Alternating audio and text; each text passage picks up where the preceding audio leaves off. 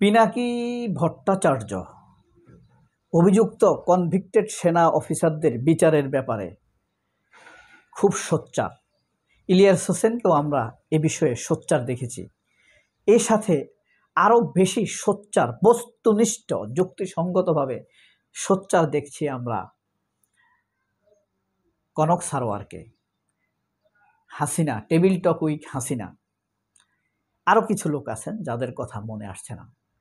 এই সাথে সাথে পিনাকি ভট্টাচার্য ডাকসুর নির্বাচিত ভিপি সাদেক কায়েমকে ধন্যবাদ জানিয়েছেন, এস এম ফরহাদকে ধন্যবাদ জানিয়েছেন। আসলে সাদেক কায়েম, এস এম ফরহাদ পিনাকি ভট্টাচার্যের ধন্যবাদ প্রাপ্ত। শুধু পিনাকি ভট্টাচার্যের নয়, সমগ্র জাতির কাছ থেকেই তারা ধন্যবাদটি প্রাপ্ত আমার মনে হয়। কারণ আন্তর্জাতিক অপরাধ ট্রাইব্যুনাল, মানবতা বিরোধী অপরাধের আদালত থেকে তাজুল ইসলাম, চিফ প্রসিকিউটর তাজুল ইসলাম কর্তৃক কনভিক্টেড সেনা অফিসারদের বিরুদ্ধে গ্রেফতারি পরোয়ানা জারি হওয়ার যে সময় বেঁধে দিয়েছেন, তার খুব অল্প সময়ের মধ্যে বলা যায় সাথে সাথে ভিপি সাদেক কায়েম একটি ফেসবুক স্ট্যাটাস দিয়ে সমগ্র জাতিকে অনুরোধ করেছেন ন্যায় বিচার প্রতিষ্ঠায় গুম খুন হত্যাকারী স্বল্প সংখ্যক জেনারেল বা সেনা অফিসারের বিচারের জন্য সারা জাতিকে সোচ্চার থাকতে বলেছেন। একইভাবে চমৎকার স্ট্যাটাস দিয়ে আহ্বান করেছেন ডাকসুর নির্বাচিত জিএস। এই দুইটি ফেসবুক স্ট্যাটাস কার কাছে কেমন লেগেছে জানি না, আমার কাছে মনে হয়েছে খুবই গুরুত্বপূর্ণ, অত্যন্ত প্রাণিধানযোগ্য ফেসবুক স্ট্যাটাস। সেখানে তারা স্পষ্টভাবে বলেছেন ন্যায় বিচার প্রতিষ্ঠা হোক, যারা গুম খুনের শিকার হয়েছেন তাদের অপূরণীয় ক্ষতি মেটানো আসলে সম্ভব না।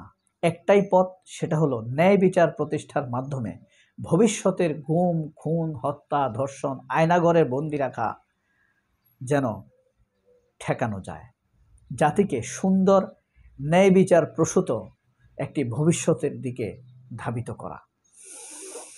এই ফেসবুক স্ট্যাটাস দাগ কেটেছে লক্ষ লক্ষ মানুষের। এটার প্রমাণ হলো তাদের ফেসবুকের নিচে কমেন্টগুলো ও লাভ রিয়াকশনগুলো যদি আপনি দেখেন, ফরহাদের জিএস এস এম ফরহাদের ফেসবুক স্ট্যাটাসে প্রায় 1 লক্ষ রিয়াকশন পড়েছে, তার বেশিরভাগই হলো লাভ রিয়াকশন। এই জিনিসটি হয়তো নজরে এসেছে পিনাকি ভট্টাচার্য এই কারণে এস এম ফরহাদ, এটা সবাইকে তিনি ধন্যবাদ জানিয়েছেন বলা যায়। এস এম ফরহাদ এবং ভিপি সাদেক কায়েমের ফেসবুক স্ট্যাটাসটি হলো মূলত প্রতীকী, তাদেরকে ধন্যবাদ জানানোটা হলো প্রতীকীভাবে ধন্যবাদ জানিয়েছেন যারা এটার জন্য। যেমন ডাকসুর ভিপি হিসেবে যিনি হেরে গিয়েছেন আব্দুল কাদের, তিনিও এটার ব্যাপারে সোচ্চার হওয়ার জন্য সবাইকে আহ্বান জানিয়েছেন। কিন্তু একটি আশ্চর্যের বিষয় হলো বাংলাদেশের সবচাইতে বড় রাজনৈতিক দল বিএনপির ফেজ থেকে অথবা কোনো কেন্দ্রীয় নেতা থেকে কোনো রকম এই বিষয়ে স্ট্যাটাস জানানো হয়নি। তাদের ইউটিউব পেজেও কোনো সোচ্চার হওয়ার জন্য কোনো আহ্বান করা হয়নি, ন্যায় বিচার সংগঠিত হওয়ার কোনো আহ্বান জানানো হয়নি। এমনকি তাদের বড় যে ফেসবুক পেজ রয়েছে সেখানেও কোনো আহ্বান জানানো নেই। উপরন্তু একটি বিষয় মোটামুটি ধারণা করা যায়, সেটি হলো তাদের পেইড প্রচারকর্মী শাহেদ আলম, তিনি এটাকে প্রশ্নবিদ্ধ করার চেষ্টা করেছেন, অথচ এটার জন্য, এই গ্রেপ্তারি পরোয়ানার জন্য বিপুল তদন্ত হয়েছে।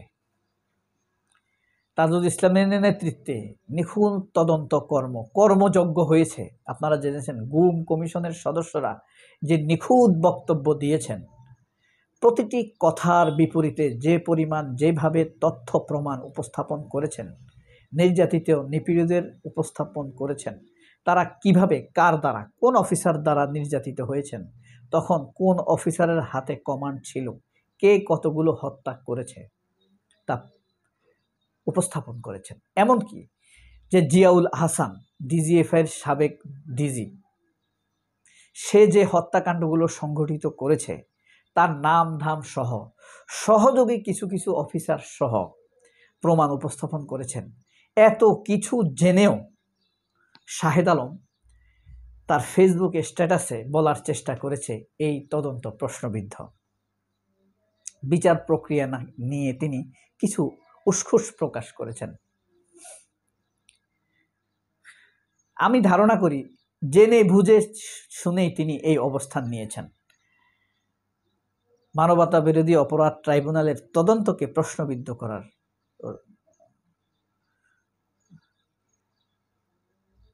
খায়েশ সৃষ্টি করেছেন নিজের মধ্যে। এটাই কি বিএনপির অবস্থান কিনা আমাদের জানা নাই, নাকি শাহেদ আলমের ব্যক্তিগত অবস্থান? শাহেদ আলম যদি এই গুম খুনের বিচার না চায় সেটা শাহেদ আলমের ব্যক্তিগত ব্যাপার, কিন্তু বিএনপি তো দলীয়ভাবে এই যে শত শত মানুষ গুম খুন হয়েছে সেই ব্যাপারে একটি স্ট্যান্ড নিতে পারত, এখনো নেয়নি। জামায়াতও কিন্তু নেয়নি। জামায়াতকেও ছেড়ে দেওয়া যায় না এই সমালোচনার জন্য। জামায়াতেরও উচিত ছিল ইতিমধ্যে একটি, শুধু গা ছাড়া ফেসবুকে আহ্বান জানালে তো হবে না, একটি মিছিল করতে হবে যাতে এই বিচার হয়। কিন্তু এই দোষ বিএনপিরই বেশি। বিএনপি বড় দল হিসাবে সবচাইতে বেশি দায়িত্ব এই বিচারের পক্ষে স্ট্যান্ড নেয়া।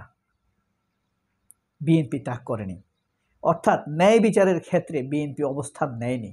এখন বলেন তো, যারা গুম হয়েছে, খুন হয়েছে, যাদের স্ত্রীরা ধর্ষিতা হয়েছে, যে সকল শিশুরা কান্নাকাটি করেছে, সে সকল শিশুদের অনুভূতির পক্ষে বিএনপি তো, শাহেদ আলমের কথা বাদ দেন, শাহেদ আলম তো অবস্থান নেয়নি, বিএনপি অবস্থান নিল না। শুধুমাত্র ছোট ছোট উদীয়মান দুটি ছেলে, নির্বাচিত ভিপিজিএস বা হেরে যাওয়া আব্দুল কাদের অবস্থান নিলে কি হয়ে যাবে? এদের হাতে কি জাতির দায়িত্ব? কিন্তু আমার তো মনে হচ্ছে জাতি সাদেক কায়েমের হাতে দায়িত্ব তুলে দিয়েছে, এস এম ফরহাদের হাতে দায়িত্ব তুলে দিয়েছে। কই, যেই ছাত্রদলের ভিপি হেরে গিয়েছে সে তো একটা রিয়াকশন জানালো না।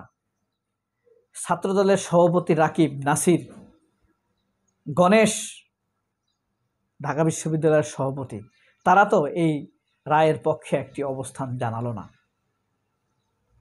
তাহলে তারা কি ন্যায় বিচার চায় না? তারা কি ইলিয়াস আলী গুম হওয়ার বিচার চায় না? তাদের তো উচিত এই ন্যায় বিচারের পক্ষে কঠিন শক্তভাবে স্ট্যান্ড গ্রহণ করা। জাতি কি কখনোই ন্যায় বিচার পাবে না?